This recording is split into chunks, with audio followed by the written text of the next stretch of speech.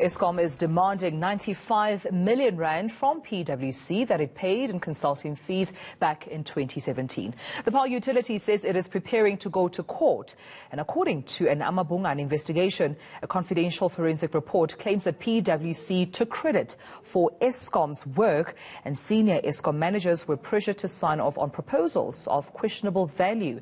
Now, that report describes PW's original, and I quote, at-risk payment structure as patently unlawful and stupendously rigorous. Now, joining us for more on that story is amaBhungane investigative journalist Susan Comrie. Susan, thank you so much for your time. Let's get in just briefly into the contents of this confidential forensic report. I mean, what are some of the damning allegations that have come out? Well, I mean, what you see coming out of the report is a very sort of similar story from Eskom managers. They say that they felt that the consultants weren't really adding value, that the work that the consultants were doing could have been done in-house by Eskom, and that in many cases Eskom was doing this work already. I mean, the work in this contract centers around, they call it capital scrubbing. Essentially what they were doing is that they were trying to cut Eskom's capex budget by 65 billion rand. So what you see is this kind of consistent story from different senior managers in different divisions of Eskom saying, look, this was work we were doing already. They felt that the consultants were merely sort of verifying the work that they were doing, or they were duplicating the work that Eskom was doing.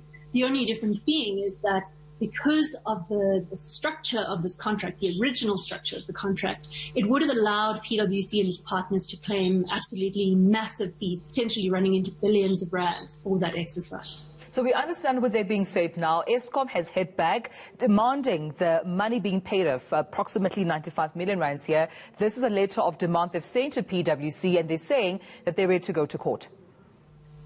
Yeah, it's an interesting one.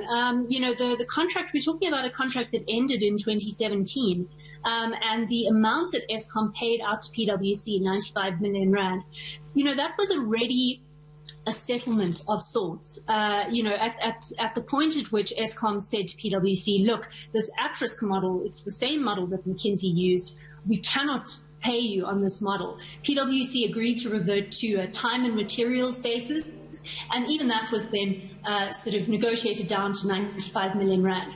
So it's interesting in this case that Eskom is now saying, despite the fact that we agreed that we would pay you 95 million rand back in 2017, actually even that amount, we now want that money back. And they're being quite serious about it. They say that they are preparing papers in order to go to court if PwC doesn't respond to their letter of demand, that they have laid criminal charges at one of the police stations against some of the former Eskom employees who they believe may be involved.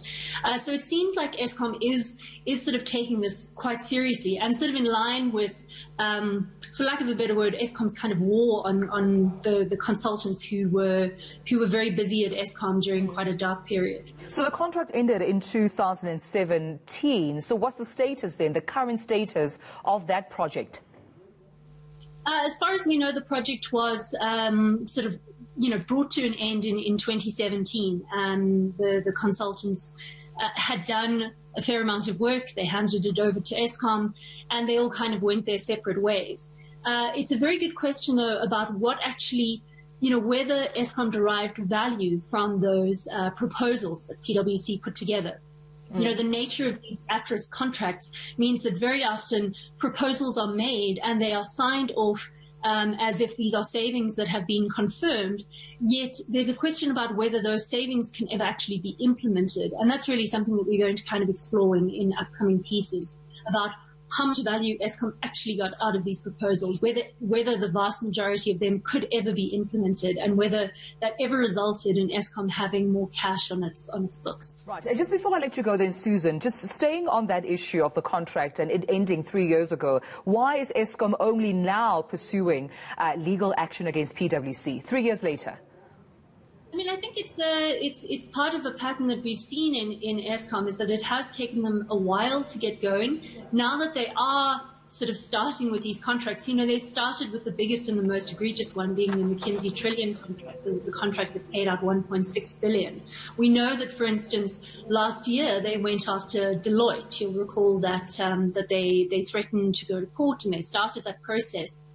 get consulting fees back from Deloitte.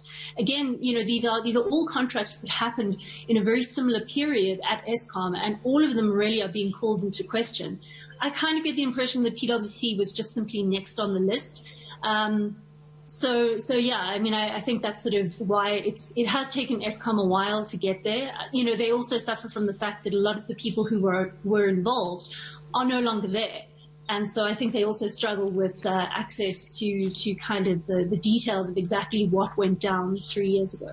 All right, Susan, thank you so much for bringing up to speed with this story. That was amaBhungane investigative journalist Susan Comrie.